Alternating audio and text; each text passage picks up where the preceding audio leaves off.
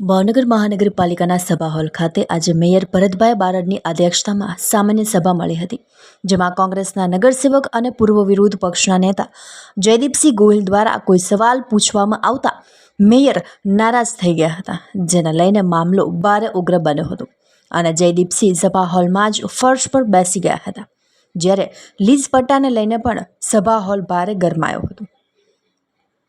વિરોધ પક્ષ દ્વારા આ લીઝ પટ્ટાની ફાઇલમાં પહેલાં માત્ર થોડા જ પેપર હતા અને આજે આટલા બધા પેપરની ફાઇલ કેમ બની ગઈ છે તે સવાલ પૂછતા મામલો ફરી ગરમાયો હતો। જોકે આ મામલે સૌ કોઈ જાણે છે કે સૌથી મોટો ભ્રષ્ટાચાર જો કંઈ થતો હોય તો આ લીઝ પટ્ટામાં થતો હોય છે, પરંતુ ભાજપની સરકારમાં તો ભ્રષ્ટાચાર થતો જ નથી તેવું ભાજપના નેતાઓ કહી રહ્યા છે। કોંગ્રેસના નગરસેવક જયદીપસિંહ ગોહિલને આ ધ્યાને આવતા તેમણે આનો વિરોધ જતાવ્યો હતો અને જેને લઈને સભા હોલ પણ ગજવ્યો હતો, પરંતુ સૌથી મોટો પ્રશ્ન એ થાય છે કે જો પહેલાં ફાઇલમાં થોડા જ પેપર હતા તો અત્યારે બીજા પેપરો આવ્યા ક્યાંથી? આ સવાલ પૂછતાની સાથે જ સભા હોલ ગાજ્યો હતો, જ્યારે આમાં મસમોટો ભ્રષ્ટાચાર થયો હોવાનું કોંગ્રેસના નગરસેવક દ્વારા જણાવવામાં આવ્યું હતું। જ્યારે આજે આ સભા હોલમાં 9 ઠરાવો રજૂ કરવામાં આવ્યા હતા, જે તમામ ઠરાવો સર્વાનુમતે મંજૂર કરવામાં આવ્યા હતા।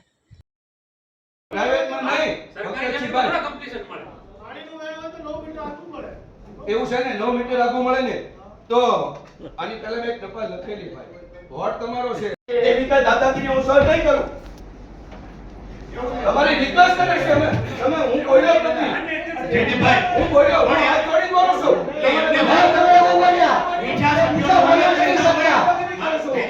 હું માતાજીના નથી બોલ્યો કાઈ દાદાગીરી અરે તમે એવું જ બોલ્યા નથી બોલી શક્યા બીજા સભ્યોનો ઉપાડો લઈને તમારે બોલવાની જરૂર નથી એટલે બીજાને બોલ તમે બે જાઓ ઉભા થઈ જાઓ એક તમે મને ખીચાવશો તમે રહેવાનું કીધું બેહી ગયો હું હાથ જોડીને ધીરે ધીરે બોલું છું આ ચોટિયાને પડતા મેં ફોટા મેકેલા જોયા છે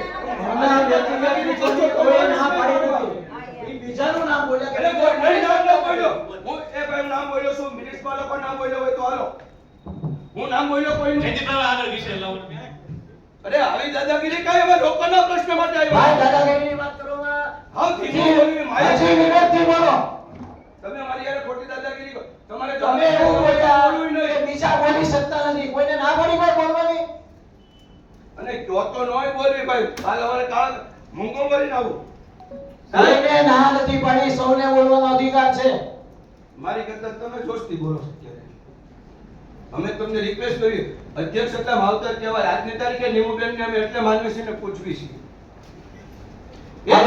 અધ્યક્ષ મહિના પછી પક્ષપાત ન હોવો જોઈએ આ દિલ્હી લઈ જાઓ અમને ખબર પડે કે અધ્યક્ષ પછી ન બોલાય અરે રેકોર્ડ નથી આ ફોટો મને અચ્છા તમે બોલવા માંડ્યા પક્ષપાતની એમાં કોઈ વાત આવી અરે કેમ આવું બોલો છો અરે નો બોલો સાહેબ તમને નો ગમતો હોય હું લોકોના પ્રશ્ન ઉજાગર કરું છું તમે આપણો તમે તમારા પ્રશ્ન રજૂ કરો છો તમે તમારું બોલો અરે તમે મને તમે મને દબાવવા માંગો છો નથી બોલું તમ તારે ભાઈ લોકોના હિતનું બોલ્યા અમે બોલ્યા છીએ કાઈ ખોટું બોલ્યા હા આ ગરીમાને ઠેસ ભોગ્યો એક શબ્દ હોય ને હું બીજી ફેરી હાડું લઈને મોઢામાં માફી માંગી લઈશ તમે એવું બોલ્યા હું બોલ્યો કસ બોલ્યા બધાની હાજરીમાં બોલ્યા કે બીજા લોકો બોલી શકતા નથી બોલ્યા એટલે હું તો ઈ તો કહું છું કે અમુક જણા ન કહી શકતા હોય તો માન્ય અધ્યક્ષથી હું આ કહું છું હું નામ નથી બોલ્યો તમે તમારો પ્રશ્ન આગળ વધારો અરે નથી બોલું તમે નીકળી જાય છે તમને ન ગમતું હોય તો અમારે કાઈ અમે તો લોકોના પ્રશ્ન અમને લોકોએ મેકલેલા છે અને એના થ્રુ એ ન બોલ્યું તો બોલવાની કોઈને હજી પણ આઈથી થાય દાદાગીરી હું સહન નહીં કોઈને બોલવાની ના પાડી નથી ના પાડતો પણ નથી અને ના પાડી પણ નથી ક્યારે વ્યવસ્થિત પોતાનો પ્રશ્ન રજૂ કરી શકે છે આની પહેલા મેં એને કીધું બેહી જાવ એટલે બેહી ગયો એટલે પણ નો સાંભળવું માનનીય અધ્યક્ષ એમને આવી રીતે અપમાન કરો ત્યારે નહીં કોઈના વિસ્તારમાં પાણી બોલે તું ભાઈ કોઈને બોલવાનો હક નહીં આઈથી કે સીધો એમ કે નહીં બોલવાનું આ લોકશાહીનું અનન્ય ખૂન છે લોકોને બોલવા દેવા જોઈએ એની બદલે બોલવામાં ના પાડે છે અને અમારો શબ્દ ખોટો હોય ને તો તમારે ખાવાનું મોઢા પર માફી માંગી લઈશું. તમે પછી મેં કે અમે તમને કૃષ્ણકુમારસિંહજી નીચે બેઠા છે. સભ્યશ્રી, માન ધારી. અંકિતજી કરો. આવી રીતે તમે કહો. માનનીય અધ્યક્ષ. આમાં તમારી ઉપર એક એ જયદીપભાઈ, એ બેસી જાઓ, બેસી જાઓ. તમારી ઉપર છાંટા ઉઠશે કાળા વરસ તમને કહો કે માનનીય અધ્યક્ષ,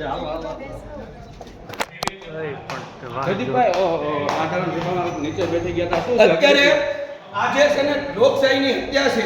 મેયર અમને બોલતા અટકાડે છે. મને લાગે આમાં મેયરે ભાગીદાર હશે. આવા ખોટા કામ અમારે પાસ કરવા તો અમે ઉજાગર તો કરવાના ને.